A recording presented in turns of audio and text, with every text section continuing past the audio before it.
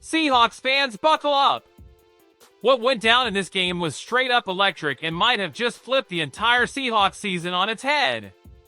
We had a wild comeback, a defense bringing the heat, and a showdown with one of the league's top wideouts that ended in a way nobody saw coming. But does this mean the Hawks have finally found their groove, or are there still big adjustments to make? Stick with me till the end, because I'm breaking it all down play by play and telling you what this reaction means for the games ahead. Smash that like button, hit subscribe, and turn on the bell so you don't miss a thing. 12's this matchup with the Steelers was one of those heart-pounding games that makes you proud to be a fan. The Hawks came in under pressure after starting the season 0-1 against the Niners and needed to avoid the dreaded 0-2 start. The first half, though, was pure nightmare fuel for Sam Darnold. He opened strong, throwing his first TD as a Seahawk to rookie Torrey Horton, but then the ghosts of Jets and Panthers pass showed up. First came an underthrow to Cooper Kupp that Jalen Ramsey picked off, then a tip pass turned into another interception. Even though Seattle was winning in yards and time of possession, they went into the locker room down 14-7. The pressure was sky high. The energy in the stadium felt tense, fans biting their nails, waiting for a spark to turn it all around. But then came the second half, and it was like a completely different QB took the field. Darnold started spreading the ball around, led a long drive on the first possession, and found A.J. Barter wide open in the end zone to tie it up. Confidence was back, and the offense got rolling. You could feel the shift, the crowd got louder, the sideline was fired up, and the Steelers' defense started to look gassed. On an incredible sequence, Darnold dodged a sure sack, scrambled to convert on third down, and then dropped a 43-yard bomb to Jackson Smith-Njigba that basically iced the game. When it was all said and done, Darnold went 22 for 33 with 295 yards, 2 TDs, 2 picks, and an 89.8 rating, numbers that show he's still got to protect the ball better but also that he can carry this offense when he's in rhythm. This was the kind of performance fans have been waiting to see from him, the kind that builds trust moving forward. And we have to talk about Kenneth Walker. Last week, it was Zach Charbonnet's turn to shine, but this game was all Walker. He was unstoppable, 13 carries for 105 yards, averaging over 8 per touch, plus the TD that slammed the door on Pittsburgh. He showed that burst, vision, and patience that reminds everyone why he's one of the league's most exciting backs.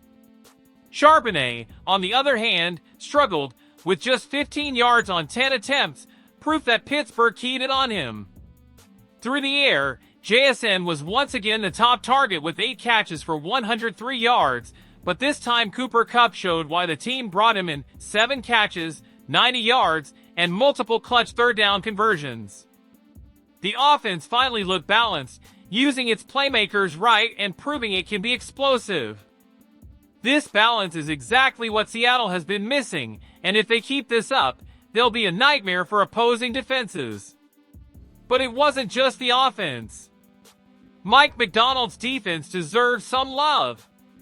From the first snap, it was clear the plan was to confuse Aaron Rodgers, and it worked. The 4-time MVP looked rattled and hesitant all night, under constant pressure. Seattle's front 7 dominated. Byron Murphy had a monster game with 5 tackles, 1.5 sacks, and 3 QB hits. He was living in the backfield and forced Rodgers into rush throws all night. Derek Hall was a quiet hero too, not showing up much on the stat sheet but racking up 3 QB hits and multiple pressures that killed drives. It wasn't flawless. Tyrese Knight missed a tackle in the second quarter that let Jalen Warren break free for a 65-yard catch, but the defense regrouped and ended the drive with a clutch end zone pick. And speaking of picks, what a return for Darian Kendrick. His first game since 2023, and he made an immediate impact, grabbing the key interception and nearly snagging another one later. Plays like that remind everyone just how deep this secondary really is. In total, the Seahawks held the Steelers to just 267 yards and 17 points. That's the kind of defensive performance that can put this team in the conversation as one of the league's top units. And if you're still here, you're a real one, a true 12. Drop a like, subscribe, and let's keep building the loudest fan base in the NFL together. Now, let's get into what everyone was waiting for, the DK Metcalf showdown. Before the game, Gerald McCoy predicted DK would torch Seattle for 236 yards. Yeah, not even close. Metcalf did score once but was held to just 3 catches for 20 yards, dropped 2 balls, and had 0 explosive plays. His longest grab went for 9 yards. The Seahawks secondary, even without Devin Witherspoon and rookie Nick Emenwari, locked him down. His lone score was a simple jump ball over Kobe Bryant, but outside of that, he was a non-factor. The zone coverage scheme worked to perfection and showed Seattle has the depth to survive injuries in the secondary. The rest of the Steelers' receiving core was shut down too, with Jaylen Warren ending up as their top receiving option, which tells you Rodgers had no one open downfield. Pat Freiermuth managed only 31 yards, proof that the linebackers and safeties executed the game plan beautifully. Seeing DK taken out like that was a statement win for this group, a confidence boost that could carry into future matchups. One more moment that had fans holding their breath, Jalen Sundell leaving in the fourth quarter. The starting center heading to the locker room was a scary sight, but Coach Macdonald eased everyone's fears post-game, saying it was just a cramp. Sundell fought hard to win the starting job over Olu Oluwatimi and keeps getting better every week. He had a rough debut versus the Niners with a low PFF grade, but this game showed real improvement, especially in pass protection, giving Darnold the time he needed. Keeping this O-line healthy is going to be key if Seattle wants to make a run, and coming out of this game with no major injuries is a huge win. Games like this show how crucial the trenches are. When the line holds up, everything else flows better. This victory over the Steelers was about way more than avoiding 0-2. It showed this team can respond to adversity, that Darnold can be trusted to lead when he's locked in, that Kenneth Walker is still one of the league's most explosive backs, and that Mike Macdonald's defense has a real identity and can carry the team in big games. Shutting down DK Metcalf proved the coverage system is working even without all the starters. Put all that together, and you've got a Seahawks team that looks like a legit playoff contender if they can keep playing at this level.